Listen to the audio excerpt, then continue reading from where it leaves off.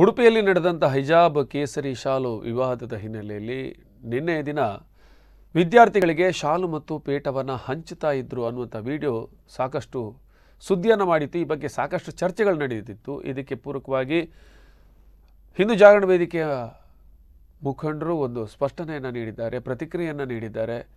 ಈ ಒಂದು ಘಟನೆ ಹೇಗೆ ನಡೆಯಿತು ಅಥವಾ ಇದಕ್ಕೂ ಹಿಂದೂ ಸಂಘಟನೆಗಳಿಗೆ ಏನು ಸಂಬಂಧ ಅನ್ನೋದ್ರ ಬಗ್ಗೆ ಪ್ರತಿಕ್ರಿಯೆ ನೀಡಿದ್ದಾರೆ ಪ್ರವೀಣ್ ಯಕ್ಷಮಠ ಇವರು.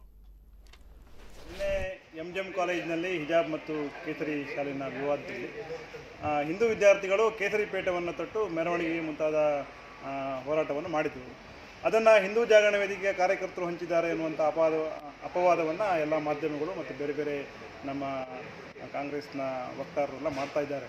ಆದರೆ ಅದು ಖಂಡಿತವಾಗಿಯೂ ತಪ್ಪು. ಯಾಕಂತ ಹೇಳಿದರೆ ಹಿಂದೂ ಸಮಾಜ ಯಾವಾಗ ಜಾಗೃತಿ ಹೊಂದ್ತಾರೆ ಅದನ್ನು ಅವರಿಗೆ ನಾವು ಕೇಸರಿ ಪೇಟ ಕೊಡಬೇಕು ಅಂತ ಏನಿಲ್ಲ.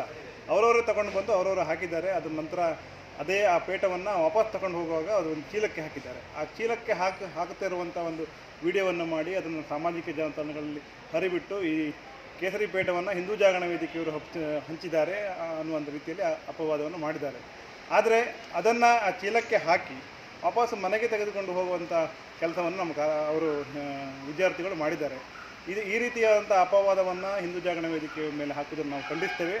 ಮುಂದಿನ ದಿನಗಳಲ್ಲಿ ಈ ಹೋರಾಟದಲ್ಲಿ ಹಿಂದೂ ಜಾಗರಣ ವೇದಿಕೆ ಒಂದು ಭಾಗವಾಗಿ ಇರ್ತದೆ. ಹಿಂದೆಯಿಂದಲೂ ಹಿಂದೂಗಳಿಗೆ ಯಾವ ಸಂದರ್ಭದಲ್ಲಿ ಹಿಂದೂಗಳ ಮೇಲೆ ದಬ್ಬಾಳಿಕೆಯಾಗಿದೆ, ಹಿಂದೂ ಸಮಾಜಕ್ಕೆ ಯಾವಾಗ ಅಪಾಯ ಬಂದಿದೆ ಆ ಸಂದರ್ಭದಲ್ಲೆಲ್ಲ ಹಿಂದೂ ಜಾಗರಣ ವೇದಿಕೆ ಹೋರಾಟವನ್ನು ಸಂಘಟಿಸಿದೆ, ಮುಂದೆ ಕೂಡ ಸಂಘಟಿಸ್ತದೆ. ನಿನ್ನೆ